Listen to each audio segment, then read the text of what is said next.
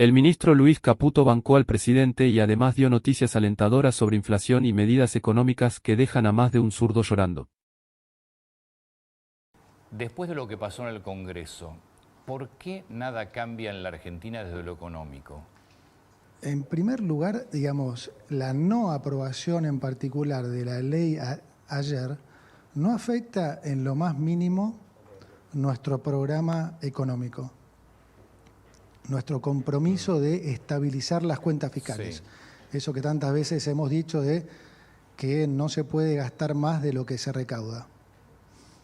De hecho, yo había retirado el paquete fiscal de la ley. Pero no solo eso, sino en el armado de ese paquete, si vos te fijas, la mayor parte del ajuste de las cuentas fiscales estaban por fuera de la ley ya. El 75% de lo que habíamos planificado ya estaba por fuera de la ley. ¿Por qué?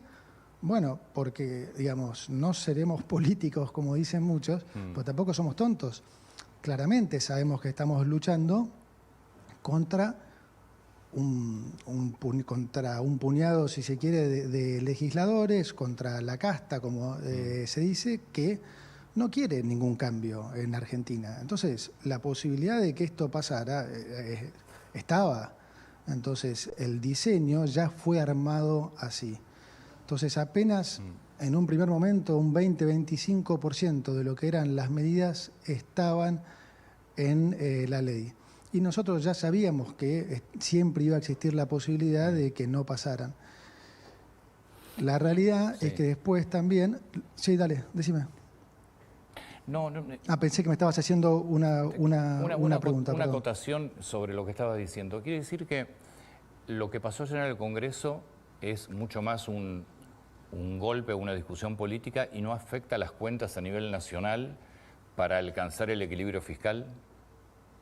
Totalmente, es exactamente así. Fíjate que fue lo que yo dije en la conferencia respecto del Fondo Monetario Internacional, cuando anunciamos el acuerdo con el fondo, que me lo preguntaron.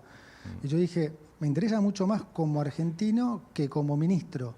Como ministro no se me va la vida en esa ley porque es muy poco lo que hemos puesto ahí que impacta en nuestros números fiscales. Y me preguntaron, ¿y si eso no pasara, implicaría un mayor ajuste? También dije que sí, lo cual es obvio. Algunos lo tomaron como que estaba peleándolos o prepoteando, y no, estoy simplemente diciendo la realidad, lo que es prácticamente una obviedad.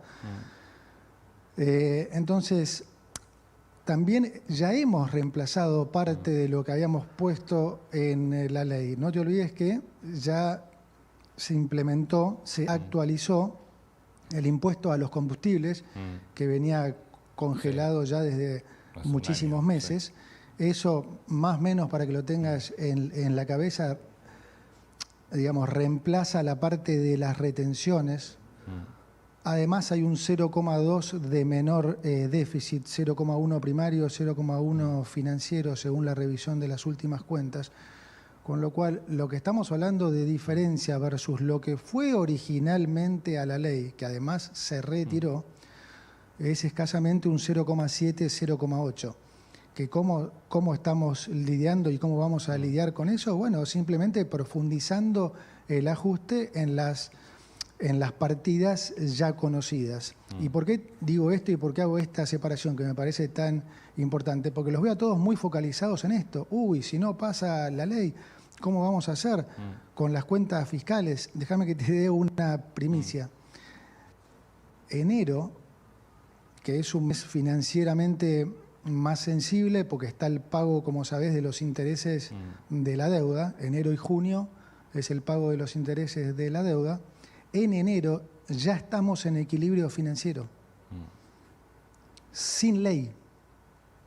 ¿Se entiende? Entonces, no somos improvisados acá. También por eso fue que yo retiré el paquete de la ley. Porque si eso estaba de alguna manera complicando la aprobación y los números están viniendo mejor, porque la realidad es que todo lo que hemos planeado está pasando y definitivamente mejor de lo que la mayoría de los analistas esperaba.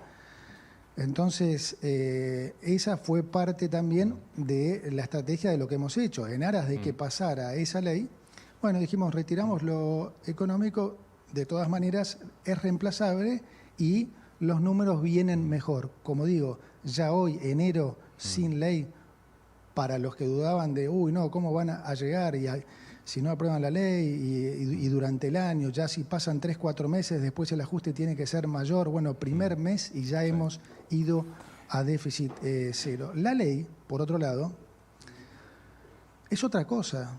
La ley no es para nosotros, es para los argentinos. La ley es para los argentinos, es para, digamos, es para desregular, es para sacar el pie de la cabeza del estado de la gente, es para eliminar kioscos, es para que se pueda desarrollar el potencial del sector privado. Para eso es la ley. Pero que haya pasado ayer o que pase dentro de un mes o dos, no es dramático. O sea, esto es una cosa de mediano y largo plazo, es lo que sienta las bases para tener un crecimiento sostenido en el futuro. Ahora, si tenía que pasar ayer o pasa dentro de un mes, no es un gran problema. Te puedo hacer una pregunta. Yo el lunes creo que subí a Instagram, hago este comentario simplemente para dar el escenario. Una suerte editorial aquí, muchos mensajes y de gente, primero muy educada por suerte, pero mucha gente que me dice, yo quiero que las cosas cambien, pero siento que no puedo más. Es decir, ¿cuándo crees que se va a empezar a percibir, o que la gente va a empezar a percibir, primero que baja la inflación, segundo que el dinero le empieza a alcanzar un poco más, porque lo que hoy se está dando, y de vuelta, mucha gente que realmente quiere que las cosas funcionen y cambien, es que no les alcanza y que empiezan a sentir mucho temor de que esto no frene? Totalmente. Mirá, las cosas están saliendo mejor y nosotros siempre fuimos sinceros y dijimos que este primer semestre en particular iba a ser muy duro. De vuelta, no quiero ahondar en los números de siempre, pero sabés bien que hemos heredado probablemente la peor situación económica de la historia, no solo porque estábamos al borde de una hiperinflación, por el problema que sabés de los pasivos remunerados, por el déficit de 15 puntos entre fiscal y cuasi fiscal, la deuda comercial,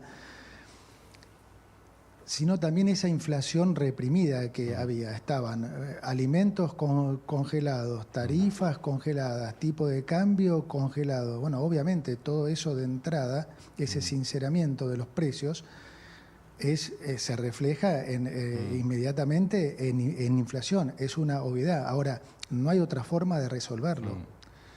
O sea, ¿qué hacemos? ¿Seguimos con los subsidios? Por lo tanto, seguimos con el déficit, por lo tanto, seguimos financiando eso con emisión, por lo tanto, seguimos generando inflación y más pobreza.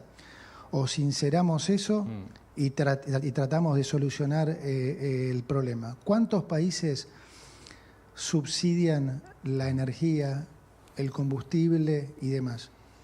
Argentina y Venezuela, ¿cómo nos ha ido? Probablemente dos de los países que peor le fue en los últimos 20 años en términos de crecimiento por eso yo te insistía, inflación.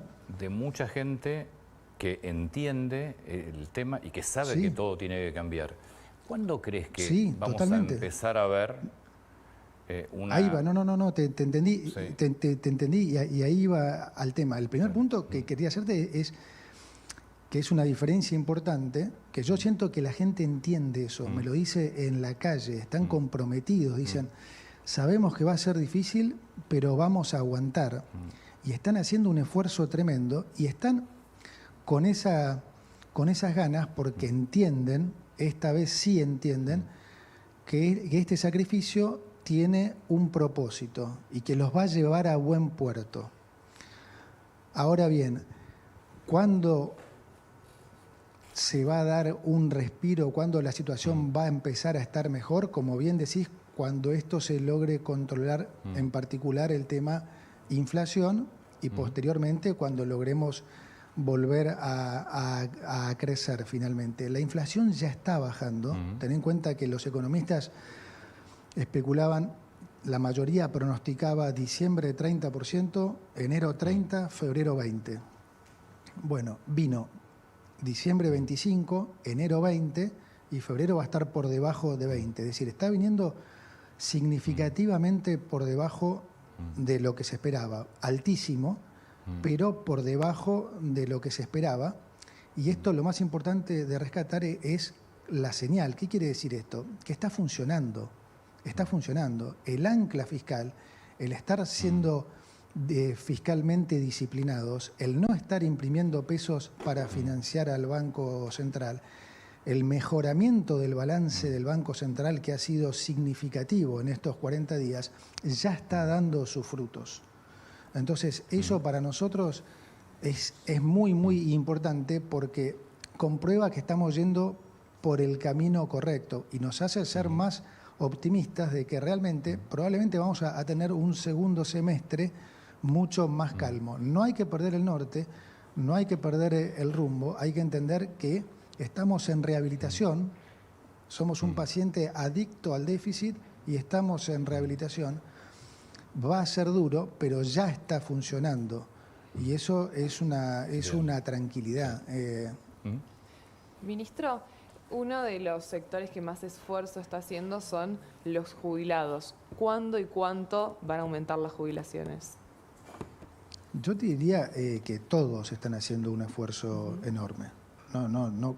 No hay argentino prácticamente que no esté haciendo un esfuerzo grande. Por supuesto, los jubilados son parte de eso y han sufrido toda la administración anterior, donde sus saberes, dependiendo cuál tomes, el mínimo, el medio, con o sin bono, cayeron entre un 15 y un 40%.